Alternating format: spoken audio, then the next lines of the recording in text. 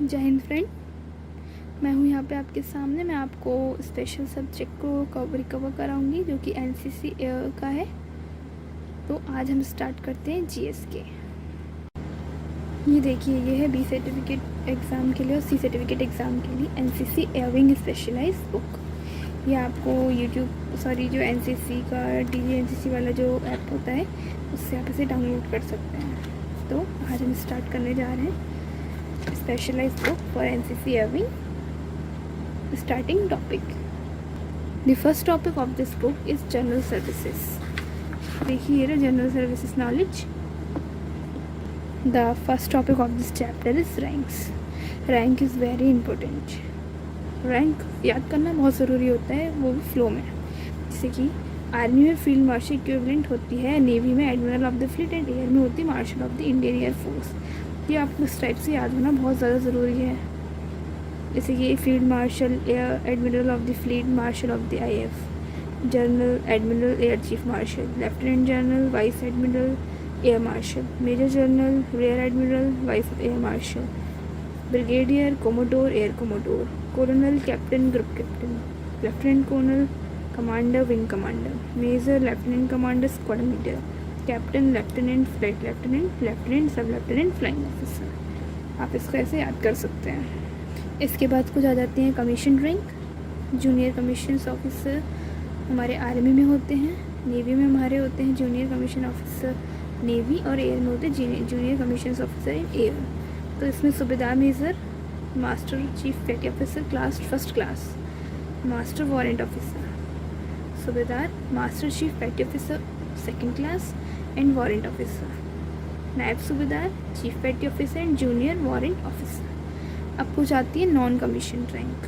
Non commission rank में भी navy और एयर दोनों की होती है, इसमें भी इक्विवेलेंट्स होती है। जैसे कि हवलदार इक्वल होता है पेटी ऑफिसर, और एयर में होता है सार्जेंट, आर्मी में होता है नाइक, नेवी में होते हैं एबल सीमैन, और एयरफोर्स में होते हैं कॉर्पोरल। आर्मी में होते हैं लेंस नाइक, नेवी में होते हैं लीडिंग सीमैन, एंड एयरफोर्स में होते हैं लीडिंग एयरक्राफ्टमैन। देन स्पॉय, यहाँ पे होते हैं लीडिंग सीमैन 2, और इधर होता है एयरक्राफ्टमैन। इसके बाद आता है सबसे most important topic, gallantry award. Gallantry award हमारे 2 टाइप के होते हैं, वॉर टाइम और सेकंड होता है अपना पीस टाइम। तो वॉर टाइम में हमारे 3 मेन होते हैं, परमवीर चक्र, महावीर चक्र और वीर चक्र। और पीस में हमारे होते हैं अशोक चक्र, कीर्ति चक्र और शौर्य चक्र। सबसे पहले हम पढ़ते हैं वॉर टाइम। वॉर टाइम सबसे पहले हम पढ़ेंगे परमवीर चक्र। परमवीर चक्र जो होता है highest gallantry award of Indian army, highest gallantry award होता है। इसके फर्स्ट रेसिपिएंट थे मेजर सोमनाथ शर्मा, ठीक है, जो इन्हें 26 जनवरी 1950 में इंट्रोड्यूस किया गया था। और अदर रेसिपिएंट हैं इसके फ्लाइंग ऑफिसर निर्मलजीत सिंह सिखौन, ये इंडियन एयरफोर्स के first and only first officer हैं जिनको परमवीर चक्र मिला है, ठीक है। इसके बाद आते हैं महावीर चक्र। महावीर चक्र सेकंड हाईएस्ट मिलिट्री अवार्ड होता है। ये मरणोपरांत भी दिया था, यानी कि शहीद हो जाने के बाद दिया जाता है। सबसे ज़्यादा MDC यानी कि सबसे ज़्यादा महावीर चक्र हमें 1971 की वॉर में दिए गए थे। और अभी रिसेंटली संतोष बाबू को ये दिया गया था, उन्होंने मिशन स्नो लियोपार्ड में उन्होंने किया था। ये देखिए स्नो लियोपार्ड किया था। स्नो लियोपार्ड में क्या होता है, दुश्मन के कैंप के सामने कैंप बनाने का टारगेट दिया गया था, तो उन्होंने इस टारगेट को कंप्लीट किया था। उसके बाद आता है वीर चक्र। वीर चक्र में क्या होता है, ये Indian calendar third military award होता है। रिसेंटली अभी अभिनंदन वर्धमान को मिला था ये वीर चक्र। उन्होंने F-16 एयरक्राफ्ट गिराया था पाकिस्तान का। वो कौन से एयरक्राफ्ट में बैठे थे, MiG-21 एयरक्राफ्ट में। और अभी स्पॉय गुरजीत सिंह को भी मिला है, जो कि गलवान वैली में शहीद हुए थे, इन्हें भी वीर चक्र मिला है अभी। इसके बाद हम पढ़ते हैं peace time award. Peace time award में सबसे पहला नंबर आता है अशोक चक्र का। Ashok Chakra series of awarded are the open to civilians also. जो हमारे वॉर टाइम थे वो केवल हमारे आर्मी लोगों के लिए, एयर और नेवी वाले लोगों के लिए था, केवल आर्म्ड फोर्स में था, लेकिन ये सिविलियंस को भी मिलते हैं पीस टाइम अवार्ड जो होते हैं, ठीक है। तो ये जो अशोक चक्र है ये अपना परमवीर चक्र के इक्विवेलेंट होता है, ठीक है। The medal was originally established on 4 January 1952 as a Ashok Chakra. 4 जनवरी 1952 में उसको नाम दिया गया था अशोक चक्र। इसके रेसिपेंट इनको किनको मिला है, हवलदार बच्चेदार सिंह, इन ये फर्स्ट थे जिन्होंने मिला था। और श्री अमृतलाल मेहरा ये पहले यंगेस्ट पर्सन थे जिन्हें मिला था, एमपी से थे हमारे।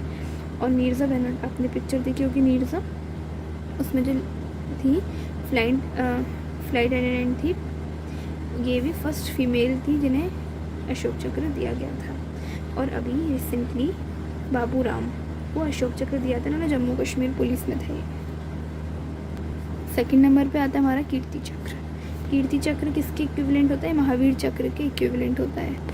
1967 से पहले इसे हम अशोक चक्र क्लास 2 के नाम से जानते थे, लेकिन फिर इसका नाम कीर्ति चक्र रख के दिया गया। और BBL दत्त से जो इन्हें सबसे पहले मिला था। और अभी रिसेंटली सैपर प्रकाश राघव को मिला है कीर्ति चक्र। इन्होंने जम्मू कश्मीर में ऑपरेशन किया था, कोई ऑपरेशन मिला था, इन्हें टास्क मिला था, इसे इन्होंने कंप्लीट किया था, तो उन्हें इस अवार्ड से नवाजा गया था। विंग कमांडर रविश मल्होत्रा ये पहले एस्ट्रोनॉट थे जिन्हें कीर्ति चक्र मिला है ना। और ग्लोरी बेरी ये फर्स्ट फीमेल थी जिन्हें मिला कीर्ति चक्र। इसके बाद आता है हमारा शौर्य चक्र। शौर्य चक्र का पहले 1967 से पहले नाम था अशोक चक्र 3rd, लेकिन उसके बाद इसका नाम क्या रख दिया गया, शौर्य चक्र। ठीक है, ये वीर चक्र के इक्विवेलेंट होता है। रिसेंटली नायब सूबेदार सोमवीर को यह अवार्ड दिया गया है। A++ category terrorist during on operation in Jammu and Kashmir. ये तो हो गए हमारे गैलेंट्री अवार्ड। अब इसके बाद आती है कमांड्स, कहाँ पर कौन सी कमांड्स होती हैं, है ना। वैसे तो हमारा पूरा के पूरा जितना भी आर्म फोर्स है वो हमारे इंडिया के प्रेसिडेंट द्वारा किया जाता है कमांड, बट उसके अंदर भी जो 3 सेक्शंस है उसमें भी अलग अलग बनाते हैं। क्लास में मॉनिटर बनाया जाता है, उसी तरीके से आर्मी, नेवी और एयर का भी एक चीफ बनाए जाते हैं। तो सबसे पहले हम पढ़ेंगे army. The Indian army is the second largest trading army in the world. Second largest है वर्ल्ड में। It the president of India serve the supreme commander of the Indian army. आ गया, प्रेसिडेंट ऑफ इंडिया सर्व करते हैं। And it commanded by the 4 star chief of army staff. और ये commanded किसके द्वारा की जाती है, 4 स्टार ऑफिसर होते हैं वो, तो चीफ ऑफ आर्मी स्टाफ, ठीक है, जिन्हें हम जनरल बोलते हैं। ठीक है, commanded headquarter is commanded by an officer the rank of lieutenant general. और जो कमांडेड ऑफिसर जो कमांड करते हैं, जो देखो कमांड तो हमारे चीफ ऑफ आर्मी स्टाफ करेंगे, लेकिन जो चीफ ऑफ आर्मी स्टाफ हमारा तो जनरल, और जो उसके नीचे होंगे जो हेडक्वार्टर को देखेंगे वो कौन होंगे, हमारे लेफ्टिनेंट जनरल। ठीक है, हमारे 7 कमांड्स होती हैं आर्मी की। कहाँ कहाँ पर है हमारी, देखिए इंडिया का मैप बनना है, मैं आपको आगे ला के दिखाती हूँ। ये देखिए, दिल्ली हमारा हेडक्वार्टर होता है, पुणे साउथर्न कमांड है, कोलकाता ईस्टर्न कमांड है, लखनऊ सेंट्रल कमांड होती है, और नॉर्थर्न कमांड हमारी उधमपुर में है। ठीक है, शिमला हमारी ट्रेनिंग कमांड है, चांदी मंदिर वेस्टर्न कमांड होती है, और जयपुर साउथर्न वेस्टर्न कमांड होती है। ओके, ये देखिए यहाँ पे लिखे हुए हैं। ठीक है, इसके बाद हम पढ़ते हैं navy. Our country covered almost from 3 side with the water. जो हमारी इंडिया है वो 3 साइड से वाटर से कवर्ड है। इस टाइप से इधर जो चीज़ें हैं ये वाटर है इधर पूरा। ठीक है, और ऊपर पूरे में लैंड है।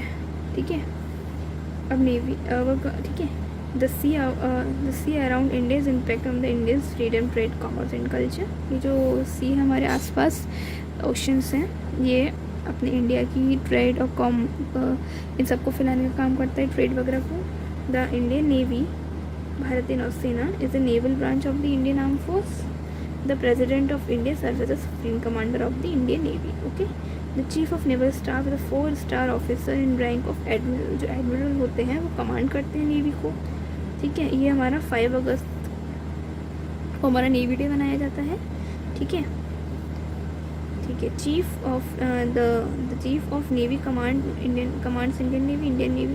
ठीक है, integrated headquarter of ministry of defence is located in new Delhi. इनका जो इंटीग्रेटेड हेडक्वार्टर है वो न्यू दिल्ली में है। ठीक है, नेवी डिवाइडेड इन 3 कमांड। अब देखिए, इंडिया तो नीचे से पानी से, ऊपर तो नेवी का काम है ही नहीं, तो नीचे इंडिया नेवी की 3 कमांड्स होंगी।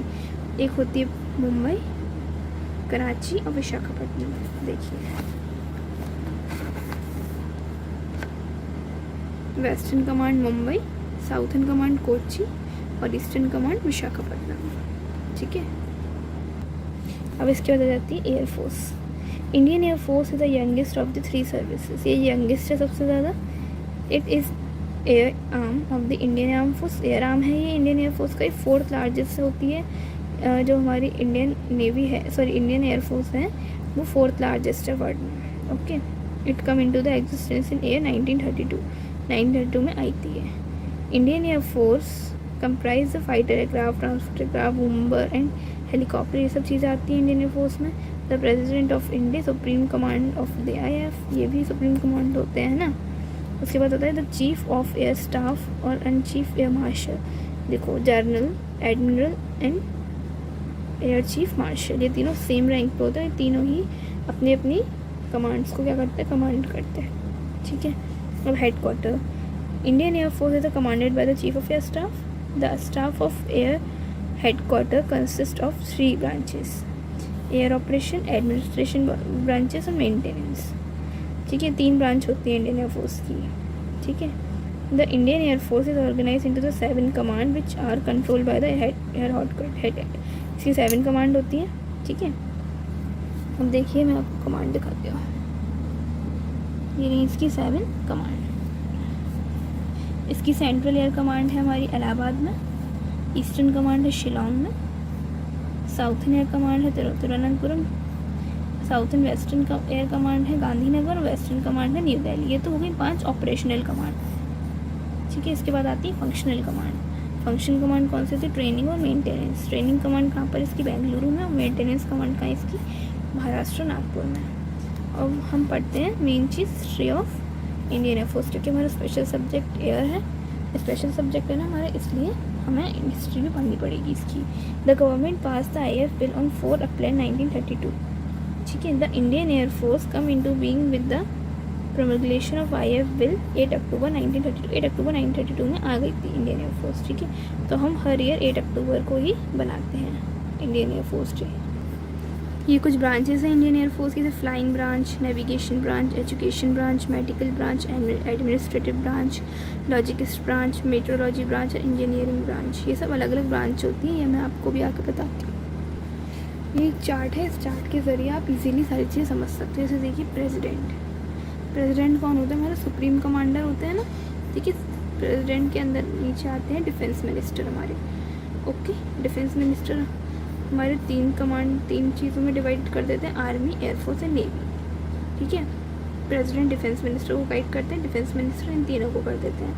ओके, अब हमें केवल एयरफोर्स के बारे में पढ़ना है, तो एयरफोर्स में सबसे पहले कौन आते हैं, VCAS। इन सब की फुल फॉर्म आपको याद होनी चाहिए। VCAS होते हैं vice chief of air staff, DCAS deputy chief of air staff, AOA air officer in charge administrations, AOP air officers in personal, AOM air officer in charge maintenance and IGs inspector general. ये सब Indian air force के officers होते हैं।